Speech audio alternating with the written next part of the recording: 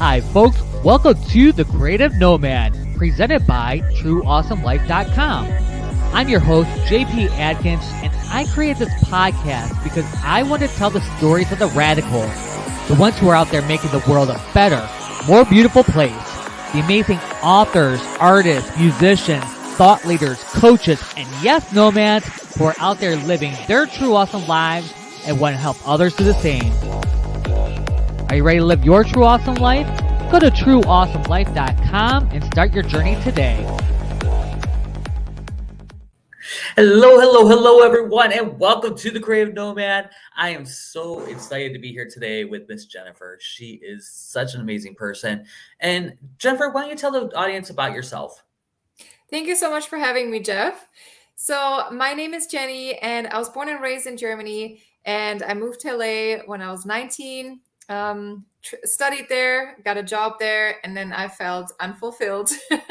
I felt like I didn't want to have the job anymore. I had 5 days of paid vacation, and I was just like, that is not the life. And so I went to a hypnosis session, and after that first session, I quit my job to travel the world. And Wow. because hypnosis has helped me so much, I'm now a hypnotherapist myself. That's the short version. That is so cool. So cool. So, you know, it takes something to actually change, right? I am so proud, not proud, proud's the wrong word. I'm so envious of you in a lot of ways that you got to like just like that and didn't wait years and years and years before you did it because it took me years to decide that that's what I'm going to do. So, what do you love most about being free, like being nomadic? Um, what I love most about is that I have the freedom to work from anywhere. It doesn't matter in which country I am. It doesn't matter if I'm in a hotel room or if I'm by a pool. I can take time off whenever I want. I can go to the beach whenever I want. I can, do sightseeing whenever I want. I can hang out with whoever I want. I meet very, very, very interesting people all over the world, and I get to be free as can be. So I really love that.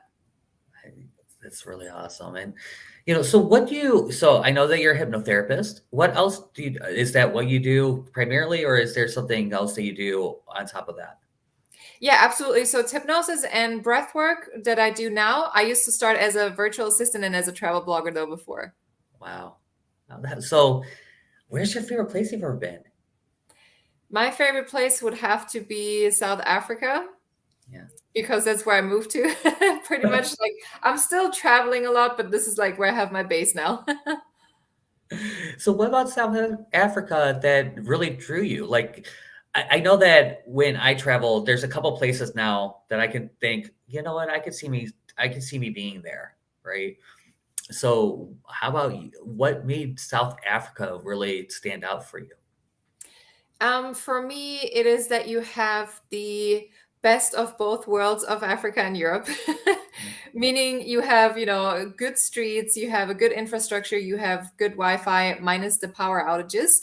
But other than that, it's great. And it has amazing food, it has incredible people, it's so diverse, and it has a rich history, which can be good and bad in some cases, but it's just overall a beautiful country. It has beautiful nature, and of course, it has beach, it has mountains, it has the animals, the wildlife, and everything you could ask for, really. Wow. It sounds beautiful. It sounds beautiful. So, you know, on this journey, you said that you went in a hypnosis center session, and that's what really made you like say, I'm done. But what was it like before that? What was it really like to be in that job and knowing that you weren't fulfilled? So my job was I got it straight out of college, and my boss just asked me like, "Hey, do you want to start off 6 new newspapers from the ground?" And I said, "Okay, fine. I want to, and I want to do it, but you have to show me." And and they showed me like the whole company. They were really showing me, and they were amazing. And I got to do so many great experiences. And then they promoted me to managing editor of like 22 newspapers of their whole company, basically. And so it was a great job in that sense. I got to do all the things. I got to go to plays, to movies, to like literally everything that I wanted because I was in a newspaper. And something though was missing because I would cover the same area, and I was like, this world is so much bigger than this Southern California. This is a bubble where we live in. I don't want to cover somebody, you know, whose neighbor is talking about the other neighbor, some tiny news like that, so to say. And I was like, I want to have more impact, and I really want to have more to do with people, when it comes to the different types of people, not only like in within my office. And I want to meet more people. I want to travel because in Europe we grew up traveling. We grew up, you know, my parents they drove from Germany to Italy to go camping, and to, or from Germany to France to go camping or whatever. So the free I was missing the freedom. I was missing that I had a chance to grow and develop because there was only so far I can go because I was already right underneath the CEO. It was a small company. So there was no chance for me to grow. It was 5 paid vacation days. And that trickled into my personal life because once I felt unfulfilled in my job, you know, you can imagine I started drinking a lot. I started having bad experience with guys and other people, and it just went down from there. So that's how it was before. Yeah. Yeah. And, you know, one of the things that I found maybe a little challenging, and I'm wondering if you did too, you just brought up having bad relationships with guys, you know, when you were unfulfilled. But what is your experience like now that you're nomadic? Is it, you know, do you have a dating life, or has it kind of just been like, I don't need it? I have to say, I have settled as much as I can in South Africa with my boyfriend now, who is my absolute dream guy. And but before that, like when I was super, super nomadic, it was terrible. It was bad. It was very hard. Like I wasn't meeting like bad guys or whatever, but I was always drawn to emotionally and physically unavailable people because I was also not really available. And now that I've made myself more available, I have now a great partnership and I'm very grateful for it. That's awesome. Yeah, actually, it's funny because I have a parallel story to that right now. I'm in Detroit. I've been back in Detroit for about 5 months now, and I'm getting my RV back. My RV broke down. Everyone on the show knows this, but um, I get it back next week. And I'm going to come back to Detroit until the holidays because at this point it's stupid to travel because my family's going to be mad. They're going to go crazy. They're just going to, you know, it's like they were already mad that I was traveling last year. I was gone all year. Now, you know, let's be real. I'm not going to do that. So I'm going to stay here through the holidays. And I met someone recently and we went on a first date, and it was probably the most innocent, beautiful first date I've been on since high school. Like really, Oh, yeah, it that's was stupid. It was like it was cute. We walked through a little fair that's in town, and there it's like this pig and whiskey thing. We had a drink, you know, we were talking the whole time. It was real nice. And then we didn't really want to go anywhere. Like we went to drove by a couple of the bars to see, but they were all packed, and we're like, we're not going there right now.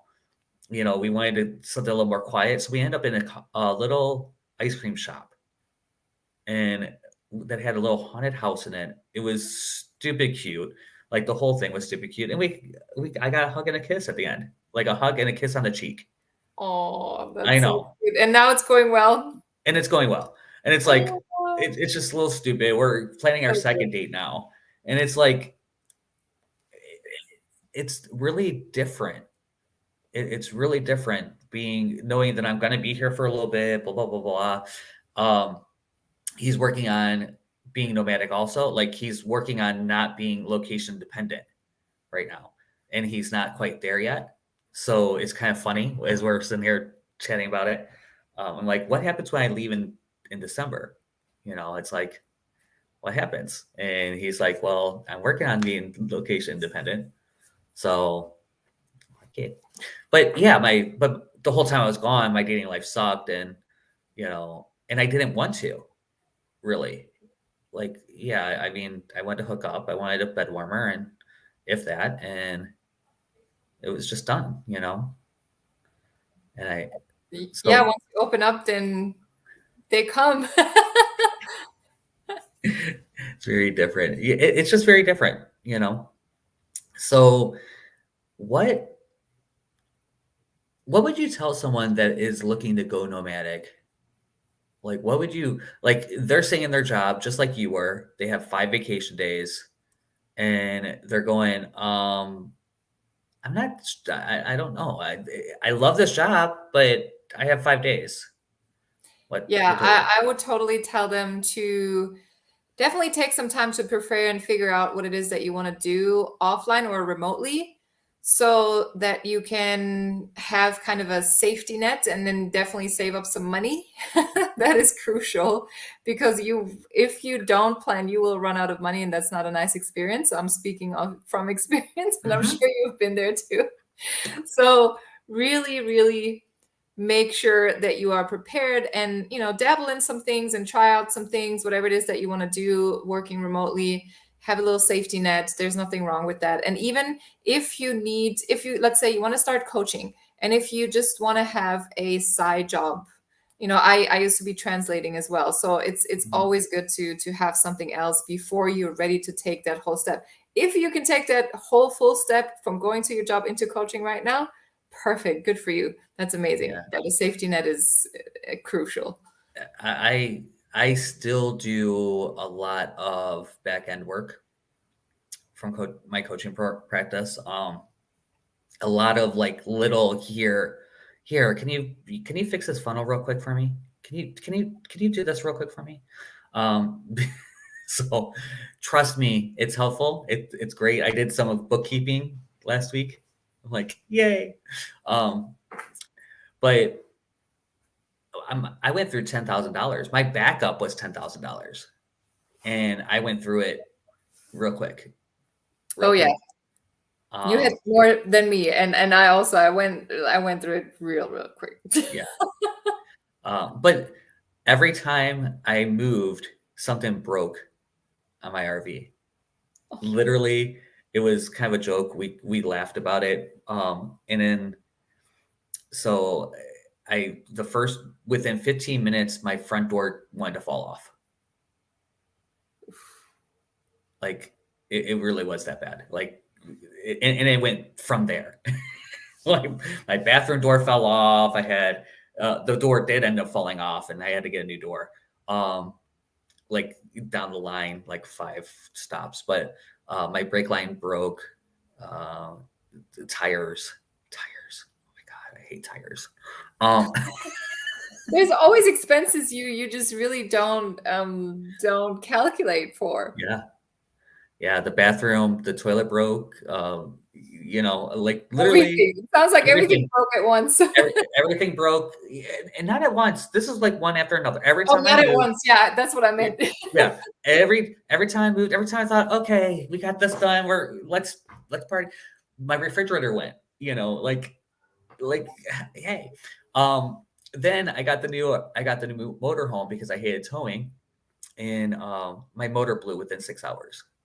Oh my So God. yeah, and that's what I'm dealing with. I'm still dealing with a year Oh. later on that. It's like, okay, all right, I got it. I got the memo. I got the memo. I need to settle down for a minute. I got it. Um, but I got to spend a lot of time in Tennessee, which is one of the weird places that I would never like settle in. You know what I mean? Like it wouldn't have been a place I would have explored very much.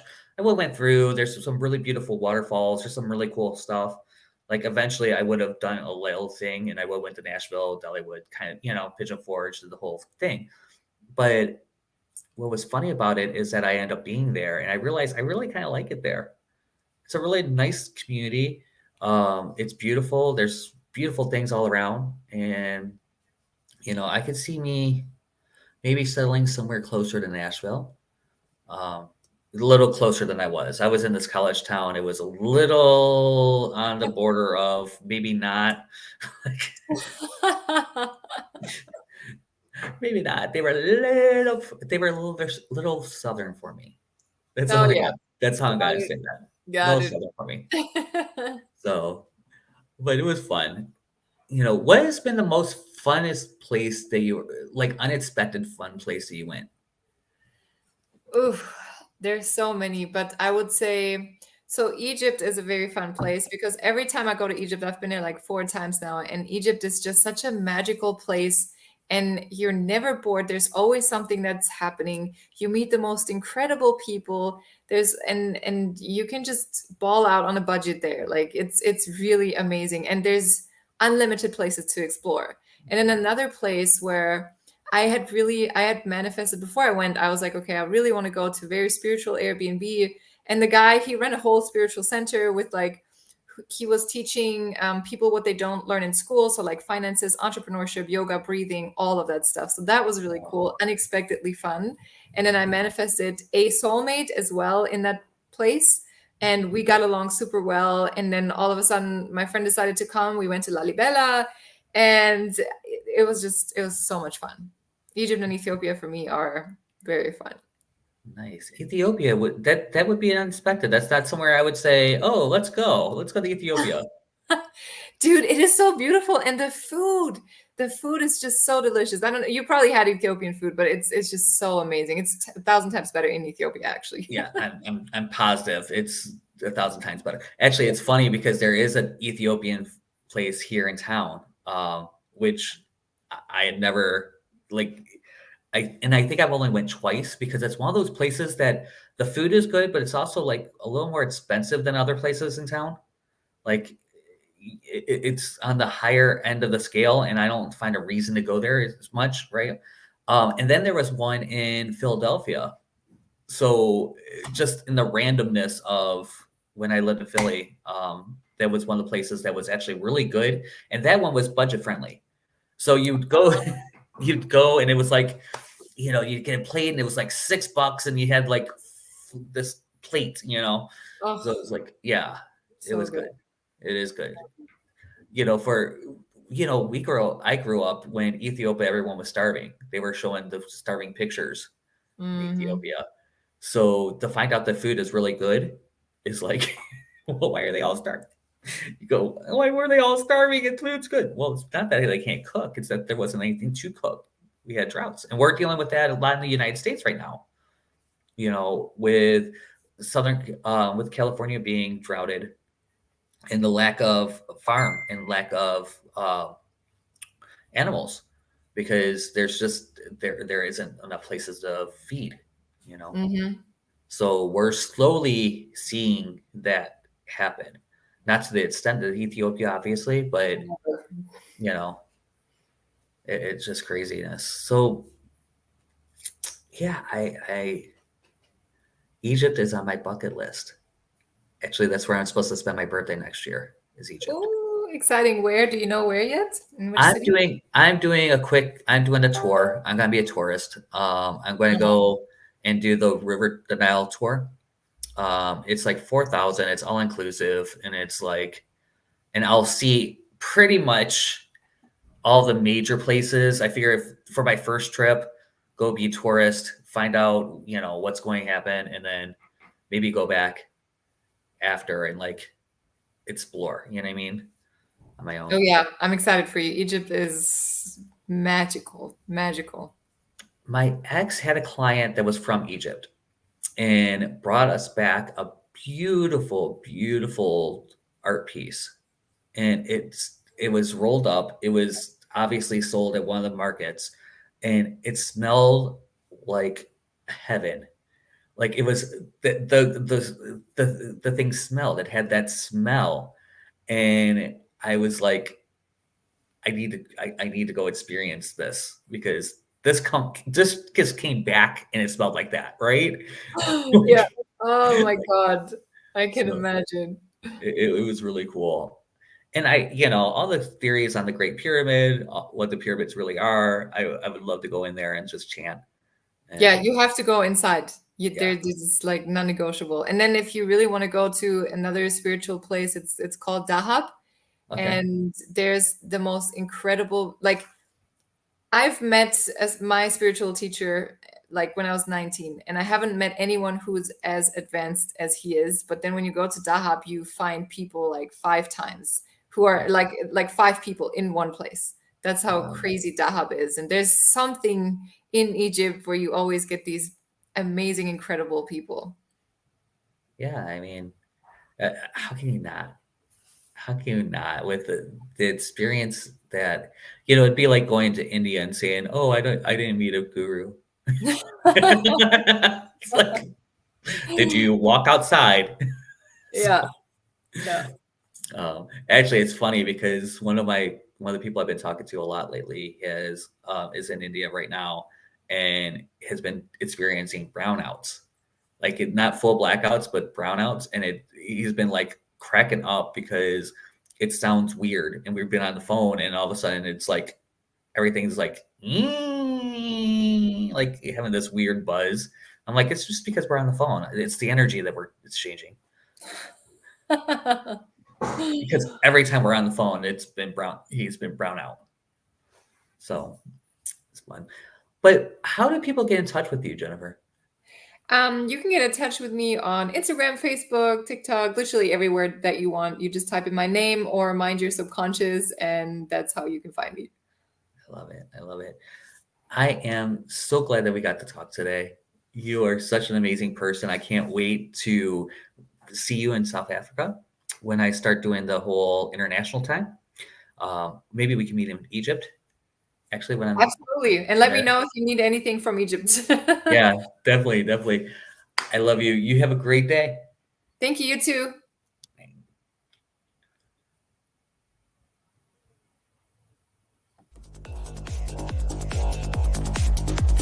Thanks for listening to the Creative Nomad Show. If you have any questions about this or any other episode, go to creativenomadshow.com. There's also a link at the bottom. If you are a radical and would like to be a guest, you can apply to be on the show there. Thanks again, and know that you are loved. Awesome Life, we look for the world changers who want to live in creativity, authenticity, and profitability whenever, wherever. So check out trueawesomelife.com and let's get started.